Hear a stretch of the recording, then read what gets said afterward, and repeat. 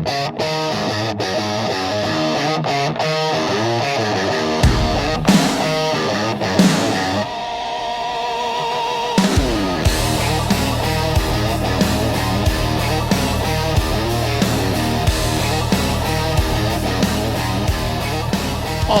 a beautiful Sunday evening, 5th day of July. Welcome into Beyond Ringside Live. Multiple location station in play from the undisclosed location. 30 minutes south of Parts Unmentionable. I am the Magic City Motor Mouth Fast Eddie Lane, welcoming in tag team partner, singles champion, tag team champion, anybody's first round Hall of Famer if they have a clue, the Machine Guff Grayson. What's up, Guff? Man, ain't nothing to it, Eddie. How are you today? We got some news, hot news coming out of the professional wrestling world and some other topics that we're going to step on. But I'm doing good. You're right. It is a beautiful day today. Step on, walk all over, take your pick. We're going to do it, damn it. That's right. That's right. First off, thank you to everybody listening in through BeyondRingside.com, ProWrestlingRadio.net, Radio.co, Radio.net, TuneIn and the TuneIn mobile app, all the different methodologies. There's more out there. I just keep forgetting to mention them. I do have a list over on BeyondRingside.com. And yes, if you see the graphic, the QR code will, specific QR codes will take you directly to the live radio stream through Radio.co. It been chaos. We are coming out of one of the biggest wrestling weekends not labeled Mania or Wrestle Kingdom. Legitimately. I mean, with everything from Forbidden Door to the Great American Bash and everything else that's been going on with TNA, of course, different night. No, sorry. A live event over the weekend. Sorry, shoot me now. AAA and their event and MLW, their weekly broadcast. All the different shows that have been kicked into overdrive for this past weekend, it almost feels like a hangover. A hangover? Yes, because you've had so much out there. It's like doing that 8th shot of 1800 silver on an empty stomach with no sleep. Oh, my Lord. Yeah, I know. Of course, I did go by my favorite... screw it. I did go by Chick-fil-A yesterday on the way into work, so I knew that those Crown Sprites would have an opportunity to be absorbed by something. That's the fail-safe right there, man. Go get a chicken biscuit when you got a hangover, and you'll be all right. It'll take a little bit longer, but it'll make it all right. Oh, when the hangover kicks in, I'm going to Waffle House. Oh, hell no. Oh, hell yeah. That's a greasy spoon, man. That's like sitting on my stomach waiting to be blown out. Well, see, therein lies the funny part, because it depends on exactly what kind of headache I have as to what I'm doing when I get to Waffle. If I'm doing the chicken and egg plate, which that skinless, boneless chicken breast, the way they prepare it, and they're asking me now if I want it cut up. It's like, no, give me the damn thing complete. Because I know that it'll hold moisture and be tender. Whereas if you do it in chunks, it's like I'll be really tempted to mix it with the eggs and the hash browns and make garbage special 12. Whew. And then I'll have to get sausage while I'm at it. No, either that or, okay, here's one for you. And folks, if you haven't been to a Waffle House near you in the lower 48, I know 27 states here in the continental U.S. actually do have a Waffle House. They actually have a cheesesteak hash brown bowl. Peppers, onions, all of the above, and it's not bad. And they do have Tabasco brand hot sauce. And no, I'm not getting paid by Waffle House. But I will. Sounds like it. It definitely sounds like it. Dude, I have to say this. With the World Cup in full swing, all of the great people that are fans and backers of some of these international teams that have been coming to the U.S. and that have been stumbling across some of the... I wouldn't call Waffle House a secret unless you're just not from here. And then it's like, what's a Waffle House? And guess what? You find out, it's like, holy crap, you have this here? Yes, we do. I've got 12 within an hour and a half in any direction. Yeah. Total of 12, that is. But man, I can't tell you the last time I've been to a Waffle House, man. Every time I've gone, it paid dividends on my stomach and cleaning out my colon. How about that? Well, for some reason, I've never really had that issue. Not even because for me, I'll normally go with, depending on if I'm bored or what, I'll go with the double order hash browns. I will go ahead and get basically scattered covered, chunked, diced, capped. I think that's it. Mushrooms, ham chunks, peppered jalapenos, cheese, and scattered light to where it's got a little bit of a crunch to it, but it's not going to run the risk of being a speed bump on Interstate 65 in the afternoon. Oof. All right. Scattered, covered, smothered, chunked, diced, not sliced, smothered. I normally don't. I'm sorry. I don't do the onions unless it's in the cheesesteak hash brown bowl. I don't know what it is. When I do the regular hash browns with the onions, they just don't seem to be prepared properly. It may be a rush. I don't know, because I know onions take a moment to soften up and caramelize. So, yes, I spend time in my own kitchen too, and I've worked on this crap. Hey, look. That's a nice apron you got on. I'm wearing an apron. Ha ha. Well, But no, it's like one of my favorite things to do just for the pure hell of it. If I'm doing a steak or something like that, or doing a roast, I will throw the onions in with the roast, but by the same token, I'll get like a giant yellow onion, a little bit of Amish butter or fresh as possible butter, with a little bit of salt, touch of garlic, wrap it up in tinfoil, throw it in the oven at 350 for a few minutes, and let that sucker cook down. It's like, hello, I'll eat it. It's good. This has been one of, folks, listen closely. And at Beyond Ringside on Twix, Facebook.com/Beyond Ringside, Facebook.com/Beyond Ringside Live. I will ask the question. I don't think I've ever asked this one of Guff before. And if I have, I apologize for the repeat. For you personally, what food was love at first bite? Steak. A good steak. I'm talking about from the time my dad cooked one on the grill and put it on the plate, and I took a bite of it. I mean, you could have that. Whoa!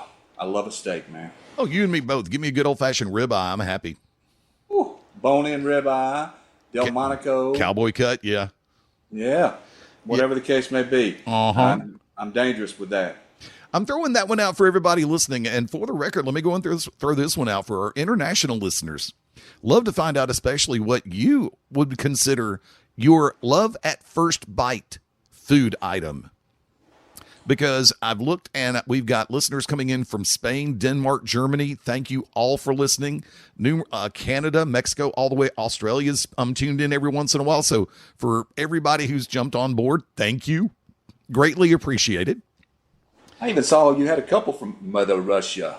That has happened before too. Had a couple from China and Japan. Yeah. So it's kind of like, I'm once again very appreciative and very thankful on behalf of all of us with the Beyond Ringside project, for all of you tuning in, whatever part of the world you're in, it is appreciated. Thank you for allowing us to be a part of your day. That's right. That's right. Shall we dive right into the fire? And we'll bring the World Cup thing back up in just a few minutes. I'll go and throw that one, keep that one on the back burner right next to the ribeye that's skillet topped. Go ahead. There are reports going around, and the hottest story going right now is the fact that Sheamus looks like he may be walking away from WWE at the expiration of his current contract. Lo and behold, the story has gotten out, and I don't know because I don't have a pure source for it, but I've seen it flying around through numerous locations, and unless the internet's just going to be had all over again, it has been stated Sheamus hasn't been released, but they have asked him to restructure for a new contract. And he said, no. And I can completely get that. Now, his contract was coming up anyway. Yeah. And they wanted to do an extension, but the extension was nowhere near with the money he was making based off of, well, he's been injured a lot in performance, being able to get in the ring. I can understand the position of the company, but you don't treat stars like that, man. He's a draw.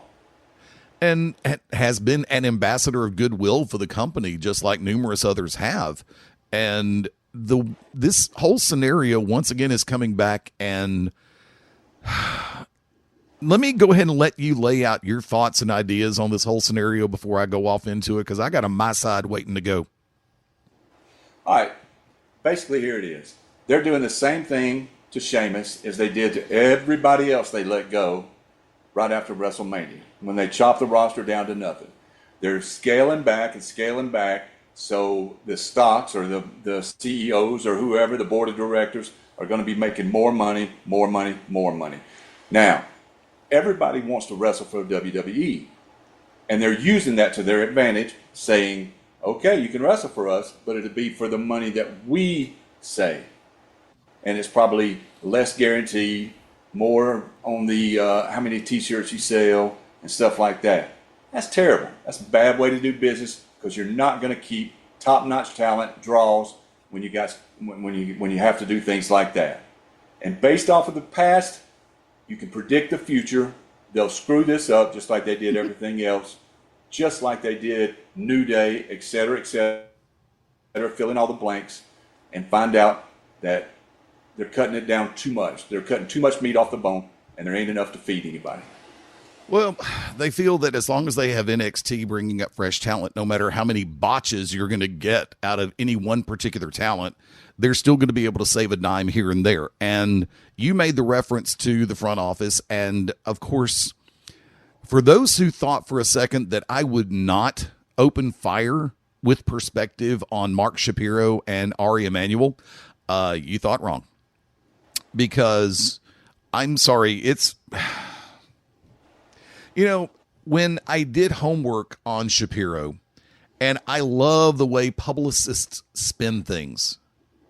I know because I've done that work before. And the job of a good publicist is to take a dark situation that would look like a negative and spin that sumbitch around and make it look like I'm a definite positive in the realm.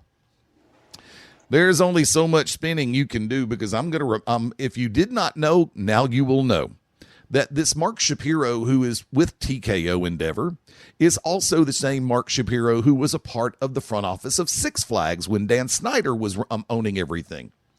Can you say, oh crap? Yes, you can, because it's very simple. And the part that really gets me, and this is something I've never brought up before, when Shapiro was trying to lead the charge to turn Six Flags around, part of his idea and strategy was to make it more family inclusive. Wrestling fans are now looking at their speakers, listening to what I'm saying, going, and this is the guy who said Vince McMahon made a mistake by targeting families on WWE pricing scales? Yeah, buddy. This is the same Mark Shapiro who said, well, we don't need to try to build as many new rides. We need to start branding IP and start putting everything in play to get families more interested in coming. Okay, there is a happy medium in every realm. But in my humble opinion, Mark Shapiro is a money-grubbing, blood-sucking leech who should not be anywhere around a company that has any potential whatsoever to make money. Now, was everything at Six Flags the fault of Snyder and Shapiro? No. Was a lot of it? Yup. Because there was a constant butting of the heads. Because remember, the company that Shapiro was fronting pulled the hostile takeover of Six Flags. Kind of like a full-scale wedging in of TKO with the Endeavor situation. I've said it before, I'll say it again, and with all due respect, if the Crown Prince of Saudi Arabia standing side by side with Vince McMahon says, we want to buy the WWE, sell it. Get Emanuel and Shapiro the hell out of there. For those of you who missed Vince McMahon, look, I'm not the biggest Vince McMahon fan, especially not with all the stuff that's been going around about the Chanel case or the stockholders case. About there are no angels in business. You pray that there will be, and you may find a white knight every once in a while, so to speak. But by the same token, there are no angels in corporate America. Never, never, never will be. You have those that try to do good every once in a while, but guess what? At the end of the day, now here's my words that I'm throwing back into the fire. At the end of the day, you wake up in the morning and you're going to ask yourself, how can I make money today? I know of no individual in creation that wakes up going, I wonder how broke I can be today. Nope. I don't think that's a thing. What I do think is people wake up in the morning going, How can I do better? How can I make more money? How can I increase my P&L? How can I make sure I'm writing in black ink, not red ink in my ledger? But the thing about it is, the way you do business isn't always seen at first. And Shapiro's been playing hand after hand after hand to make himself look like the villain. I almost said phallic symbol, and I will go ahead and say that too. But by the same, let's put everything in play.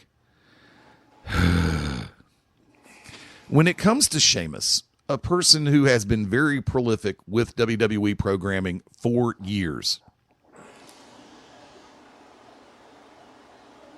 I understand if you want to transition out of, and they may have been trying to transition from a talent contract to a Legends contract. If that's the case, that's an entirely different ball of wax. But if you're trying to if you're trying to just take it from contract to the extension and say, well, look, we'd love to still have you with the company, but we're not going to pay you what we've been paying you. It's a 50-50 split as to whether or not you're doing it for the right reason or the wrong reason. But in business, you always find a way to take care of those that have taken care of you. Now, Guff, loaded question. At the end of this contract, do you see, in your personal opinion, would you rather see Sheamus go somewhere like TNA, MLW, AEW, some of the other mid-major promotions around the United States? Maple Leaf Pro, I think, would be a great landing spot for him, or possibly head back over to the UK. Man, honestly, he's such a staple in the WWE lexicon. I'd love to see him work this out and stay in WWE, but my faith in that is shaken at best, that they would know what to do with him or how to use him or how to best utilize him. My 1A would be AEW. I think he would do quite well there, because all indications is that Sheamus is a team player, doesn't mind doing whatever he needs to do to get over, to get somebody else over, to put things in a good track. So that's the thing on that. So either AEW or stay with WWE, and I don't think one of them's going to work out. If WWE has gotten it to this point, I don't see where it's going to be a viable option unless they just sit back and say, you know something, we were wrong. But individuals such as Shapiro and Emmanuel don't always have those words in their vocabulary. So if the contract does come to an end and Sheamus decides to pick up and go somewhere else, I don't blame him in the least. No, I don't either. I mean, I miss him being on WWE programming. I don't know if it's just storylines. I don't know if it's legit injury all over again. If he's working to get himself in, because I know that he's been doing a lot of stuff on social media with the company and different stars in the Workout Factor. But right now, as it stands, in the top tier, and I'll say it like this, no matter what happens from here, I wish him the absolute best. I hope he lands in a good place and can continue to do what he loves to do. That's the easy and the best way to say it. And that's not being politically correct. That's not being anything other than myself and being genuine from the get-go. Because right now, I had yet another, eye roll moment with WWE SmackDown this week. Now, for those who managed to catch the leaked release, you saw it before I did. I didn't see the leaked release this week. It was actually better guarded. I got no problem with that. I've got YouTube TV. I'll still see it when it comes out. I'll have it on DVR. But every once in a while when somebody says, hey, have you seen this yet? I'll watch. I don't care. Rules? Yeah, sure. Okay, fine. Lo and behold, Sami Zayn comes out, your brand new WWE champion, or undisputed champion, over on the SmackDown Blue brand. And before I go into it, I'm going to go ahead and say, coming out of Night of Champions, you had Sami pick up the championship at the end of the triple threat against Cody and Gunther. Guff, your thoughts on that one, dude? It really shocked me. I didn't see this coming. And I don't, now I wonder what direction they're going to take everybody. So,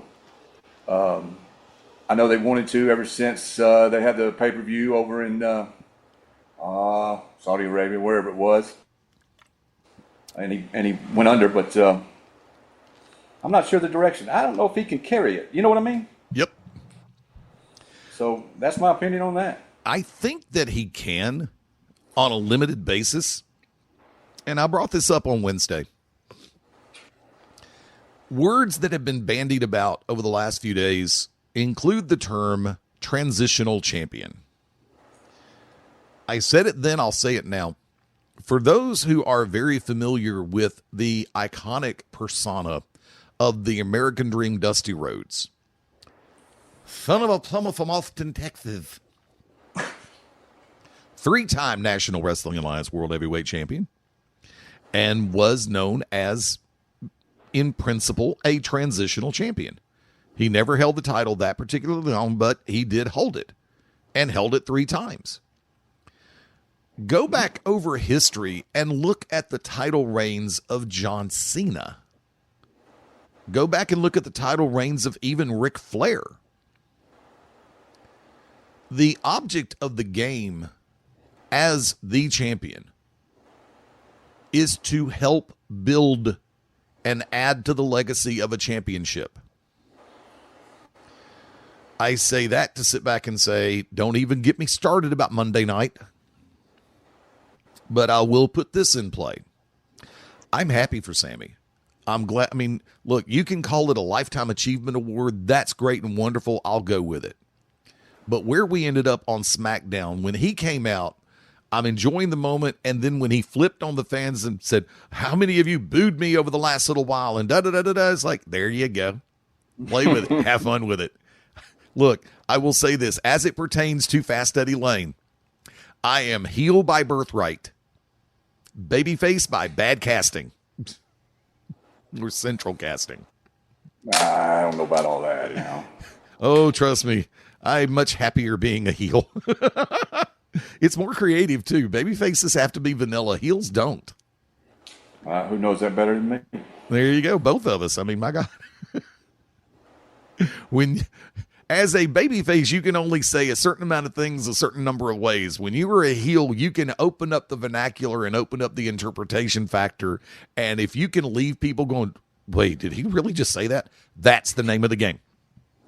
You don't always have to call the babyface an egg-sucking dog or something like that. You can turn around and cerebrally dress them down to the where even the fans are going, holy crap.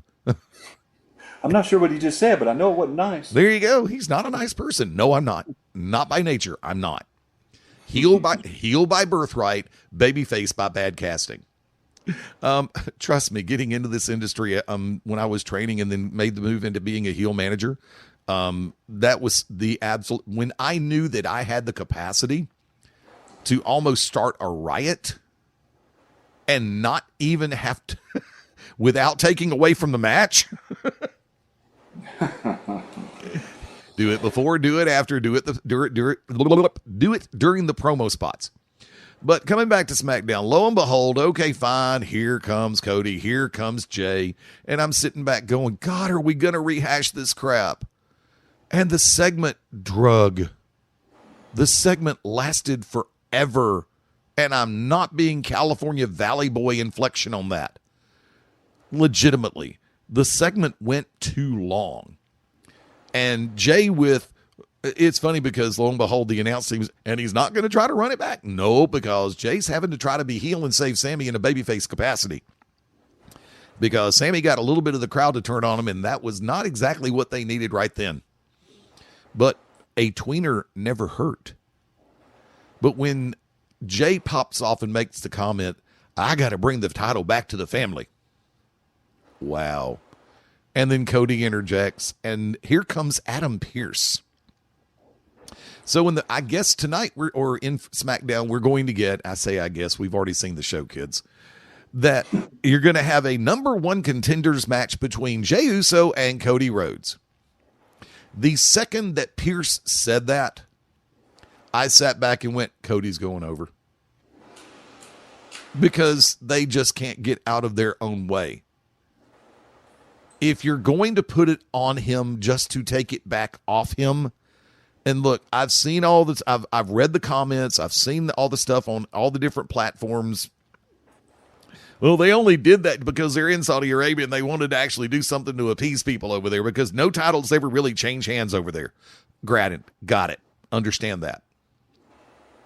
And I won't disagree with that.